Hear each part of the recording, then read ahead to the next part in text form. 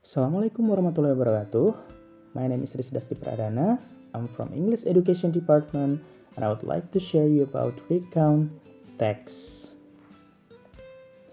Dalam video ini, saya akan menjelaskan sebuah materi. Jadi tolong disimak dan dicermati ya videonya sampai akhir. Pernahkah kamu memiliki pengalaman yang menarik dan menceritakannya kembali kepada teman-temanmu? Atau kamu mungkin pernah mendapat tugas dari guru untuk membuat cerita tentang pengalaman seperti liburan, ulang tahun, kejadian lucu yang pernah terjadi dalam hidupmu, atau mungkin pengalaman yang berkesan. Nah, ketika kamu bercerita atau membuat teks yang menceritakan pengalamanmu tadi, atau kejadian yang telah terjadi di masa lalu, kamu menggunakan jenis teks yang disebut sebagai recount text. Apakah kamu tahu apa itu recount text? Recount text adalah sebuah teks yang menceritakan kembali peristiwa atau aktivitas yang terjadi di masa lalu yang pernah terjadi sebelumnya. Tujuan dari recount text itu sendiri adalah untuk menghibur atau memberi informasi kepada pembaca. Berikut ini penjelasan tentang ciri-ciri dan struktur kebahasaan recount text. Ciri-ciri recount text menceritakan peristiwa yang sudah terjadi di masa lalu.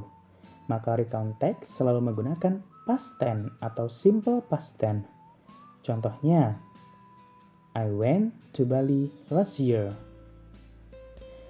Menggunakan adverb of time atau keterangan waktu untuk menunjukkan masa lalu, seperti yesterday, last week, last month.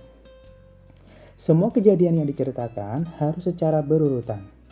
Jadi, menggunakan adverb of sequence atau keterangan urutan, seperti first, then, after that, at last, finally. Generic structure of recount text. Generic structure atau struktur kebahasaan dari recount text terbagi ke dalam 3 susunan, yaitu orientation, events, and reorientation. Orientation merupakan bagian pendahuluan atau perkenalan diri dari teks yang dibahas. Di dalam orientation, menceritakan siapa saja yang terlibat dalam cerita, di mana tempat peristiwa terjadi, dan waktu terjadinya peristiwa. Sedangkan events merupakan inti dari cerita, dan pada bagian ini kita menceritakan semua yang terjadi secara berurutan, dari awal sampai selesai. Reorientation berisi kesimpulan dari isi cerita atau bisa juga merupakan pendapat pribadi, pesan, kesan, atau perasaan pencerita atas kejadian yang dialami.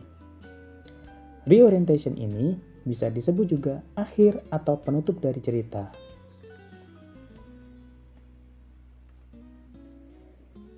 Berikut ini adalah contoh recount text. Dari teks ini dapat terlihat letak dari bagian orientation, event, dan reorientation. Ini orientation. Ini event.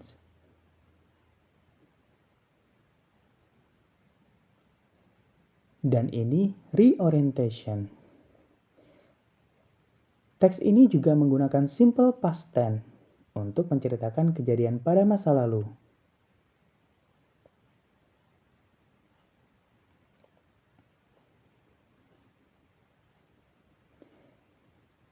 Ini adalah penggunaan adverb of time dan adverb of sequence.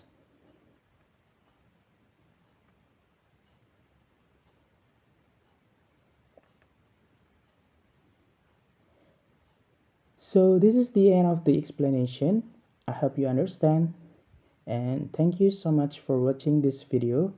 Wassalamualaikum warahmatullahi wabarakatuh.